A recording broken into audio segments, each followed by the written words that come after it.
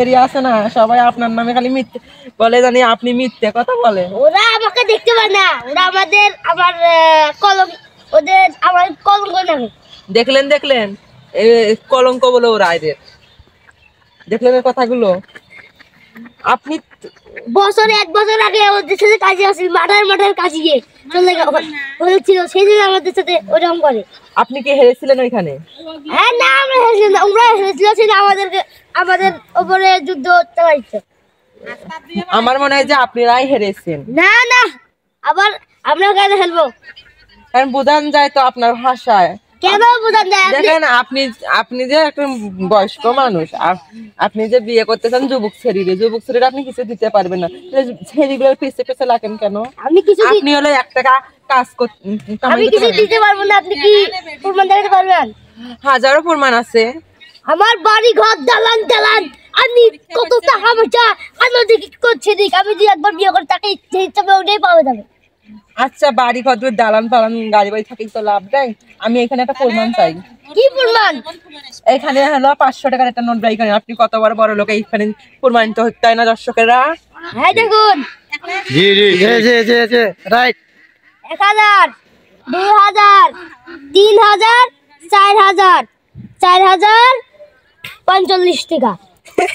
দেখলেন প্রিয় দর্শকেরা, মাত্র 45 টাকা 4045 টাকা নিয়ে হলো বাড়ির মধ্যে জানি দালান কোডা কত কি বলতেছে, তাই না দর্শকেরা? জি জি জি রাইট রাইট। কেন আমরা কি সাথে টাকা দিয়ে দেবো?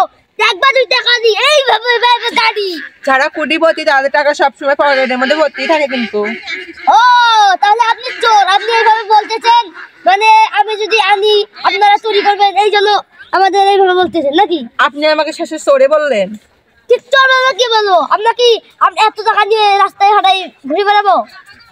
তাহলে আপনার যদি একটা যুবক মেয়ে ধরে, আপনি যদি মেয়েদের পিছু ঘোরেন, একটা যদি মেয়ে যদি ধরে আপনারে, তখন বলে ভাইয়া আপনি যে আমার পিছু ঘোরেন, আপনি আমাকে ভালোবাসতেছেন, চলেন না ওই পার্কে যাই। আপনি কি যেতে পারবেন?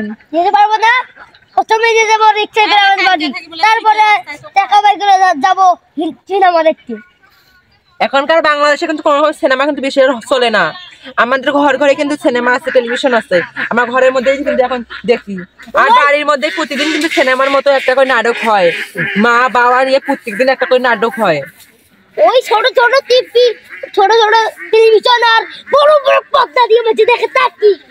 হ্যাঁ, আপনারা আগেরকার মানুষের যখন টেলিভিশন ছিল না, তখন মানে পর্দায় দেখছিল, সিনেমায় দেখছিল, কিন্তু এখন তো প্রিয় দর্শকের এখন কিন্তু মানুষের সিনেমায় দেখে না। হ্যাঁ রাইট রাইট রাইট রাইট। হ্যাঁ কথা রাইট, অবশ্য কথা রাইট। টেলিভিশন দেখতে কি মজা, সিনেমায় বসে মুড়ি খাবো, ঝালমুড়ি খাবো আর দেখবো। হ্যাঁ এটার মধ্যে একটা লজিক আছে। কিন্তু এখনকার কোন সিনেমা কি আছে এখন জানি না না না না না, মধ্যে আসলো হল, কিন্তু দোনোটাই এখন বদ্ধ। জি এখন কিন্তু জি পদ্মা জি এখন আখে আবাকরাম মানুষে দেখবে কিভাবে বলো? মানুষের এখন ঘরে মনিটর, টেলিভিশন, মানুষে কি এখন যা ওই দেখবে? জি মহারানী না দেখবে। আমাদের হলো বাংলাদেশের পোলাপানেরা কিন্তু ওই যে ইয়ারা দেখে না, এখন বাংলাদেশের ছবিটা দেখে না। এখন যত দেখে হলো হিন্দি ছবি, মানে বিদেশি ছবি। কিন্তু আমার কাছে মানে সবসময় বাংলা ছবি কিন্তু ভালো লাগে। আপনারা যদি বাংলাদেশে বাংলা ছবি পছন্দ করে, তাহলে আমাদের প্রিয় নায়ক নায়িকা মানে সাথেই থাকবেন সব সময়, তাদের হলো সিনেমা দেখবেন। হ্যাঁ জি জি ম্যাডাম জি। হ্যাঁ 25 সালে সবাইকে আমন্ত্রিত। আচ্ছা ঘুরতে যাবো একটা বৃন্দাবন, আনন্দ কিছুর মুড়ে নাই এখন, নিয়ে ঘুরতে যাবো একটা বৃন্দাবন, আমি এখন আনন্দ কিছুর মুড়ে নেই এখন। এই গানের একটা পদ্ধতি আছে, মানে আমার ভাইটা কিন্তু মনের মতন আমার, আমিও যেমন গুলগুলি, আমার ভাইটা এমন চুকচুকি, সে আমার রাইট ভাইটা আমার মনের মতন একদম।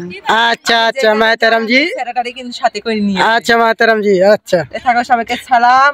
আচ্ছা সালাম সবারই চরণে। আচ্ছা মাতারাম জি, আপনাদের অনেক শুভেচ্ছা, আমাদের এই পিকনিক আয়োজনে আপনাদের অনেক ধন্যবাদ।